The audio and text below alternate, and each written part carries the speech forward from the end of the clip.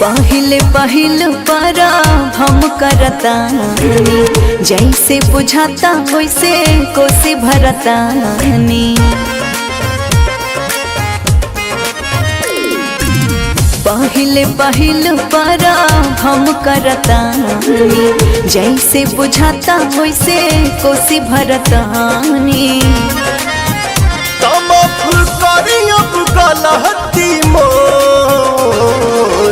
होखी सहैया भोरे भोर ए मैया हो, कहे तिवैया हाथ जोड़।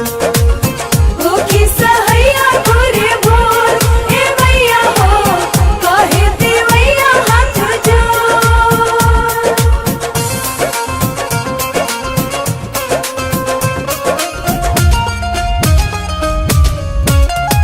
जय छठी मैया।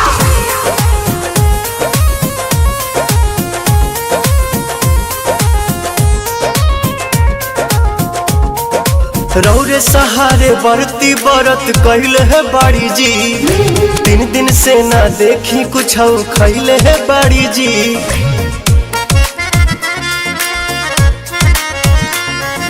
कैसे होला परब अरग विधि कुछ ना जानी, कृपा करी छठी मैया मन मन डरतानी।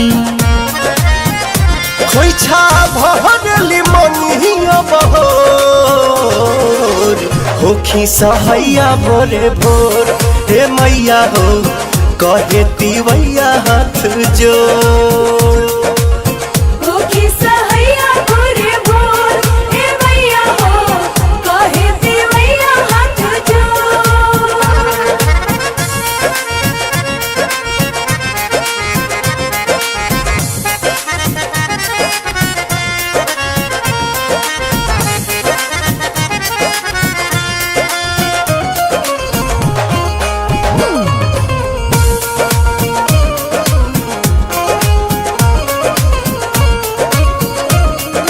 जे भी राउर पूजन करे भागे दुख बलैया, जब जब संकट पड़े मैया होखी लसैया। नीके नीके कोसी भर के दर्शन करके जाएब, अगला साले व्रत करे फेरू घाटे आएब। करे बिनती पवन कर जोर, होखी सहैया भोरे भोर हे मैया हो, कहे तिवैया हाथ जोड़। होखी सहैया भोरे भोर हे मैया हो, कहे तिवैया हाथ जोड़। जय छठी मैया। गलहती मोर, होखी सहैया भोरे भोर हे मैया हो, कहे तिवैया हाथ जोड़।